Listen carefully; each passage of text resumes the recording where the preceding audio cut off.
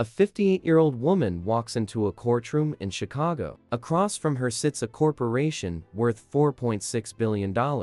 They fired her after 23 years of loyal service. They replaced her with someone half her age. They thought she'd just disappear quietly. Well, the jury had a different idea. Their verdict? $2.7 million. This is a true American story of workplace justice. Let me introduce you to Linda Peterson. Born in 1965, she started at RetailCorp in 1999. For 23 years, Linda wasn't just good, she was exceptional. She earned 7 promotions and 1 top regional manager for years in a row. She managed 38 stores, pulling in a salary of $127,000 a year. Linda wasn't flashy, she was steady, reliable. The kind of employee you build an empire on. She had a daughter in college, a mortgage almost paid off, and retirement was just on the horizon. RetailCorp was a giant, known for its family values and putting employees first, or so they said. In 2020, everything changed. New leadership arrived. A 32-year-old vice president named Derek Walsh took over. He had a fancy MBA, but zero real-world retail experience. His first email to the company said it all. We need fresh energy, new perspectives, and youth-driven innovation. Linda felt a knot in her stomach. By March of 2021, a reorganization began. Younger managers got promotions while experienced ones were pushed aside. Linda's direct reports were suddenly reassigned to a 29-year-old former social media manager with no retail background. When Linda asked why, Derek just smiled and said, "We're building a younger leadership team. You understand?" She didn't, but she stayed quiet. The hints got louder. During a company meeting, Derek presented his new strategy, saying, "Retail is changing. We need people who understand Gen Z, not people stuck in the old ways." He looked right at Linda. Then came her performance review. For the first time in 23 years, Linda didn't get an "exceeds expectations." The feedback claimed she was resistant to change and not digitally native. This, despite the fact she had single-handedly rolled out 3 new inventory systems that same year. By August, a younger coworker even had the nerve to ask her when she was planning to retire. She was 58. Then came the setup. In September, Derek announced that all regional managers had to reapply for their own jobs. He claimed they were just looking for the best talent. Linda applied, her application backed by 2 decades of stellar performance. On October 15th, she was called into Derek's office. "Linda," he said, "we've decided to go in a different direction. Your position is being eliminated." When she asked if she was being replaced, he corrected her. She was being restructured.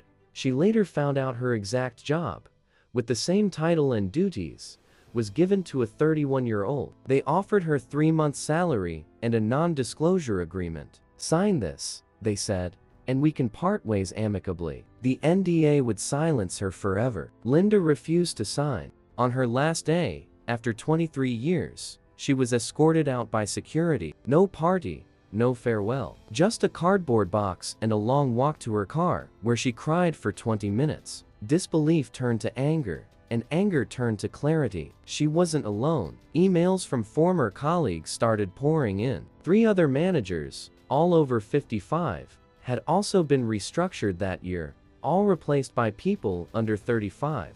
It was a pattern. In December, Linda contacted an employment discrimination lawyer, Michael Torres. He looked at her case and said, "This is textbook age discrimination." On January 4, 2022, the lawsuit was filed, Linda Peterson versus RetailCorp. The company brought in a massive legal team, arguing it was all just business restructuring. But Linda's lawyer had something better: evidence. Internal emails surfaced during discovery. One from Derek to HR read, "We need to refresh the leadership. There are too many dinosaurs."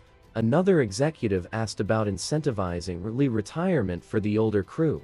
The HR director had warned them about age discrimination laws. Derek's response? "Just document performance issues." It was the smoking gun. Michael Torres presented the numbers to the jury. Before the restructuring, the average age of a regional manager was 52. Afterwards, it was 34. Of the 12 managers let go, 11 were over 50. Of the 12 new hires, the average age was 31. When Linda took the stand, she was calm, professional, and armed with facts. She laid out her years of outstanding performance reviews. She described training younger staff on new technology. When the defense attorney asked if it was possible she was just outperformed by younger talent, she had the perfect response. My sales numbers increased 18% in my final year. My team retention was 94%. The person who replaced me saw retention drop to 67% in their first year. The courtroom was silent.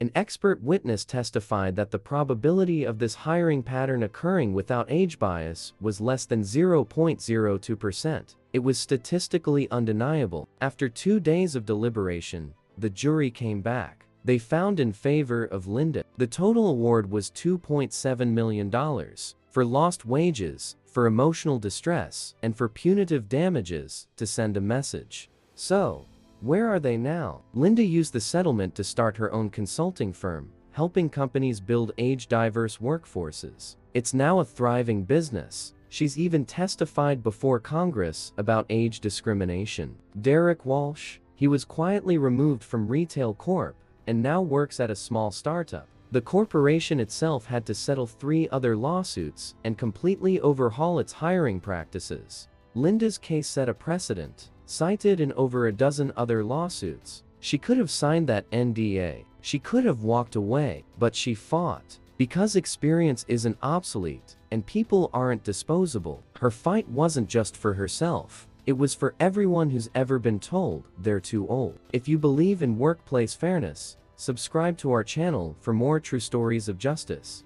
Have you or someone you know ever faced discrimination at work? Share your story in the comments. Thanks for watching.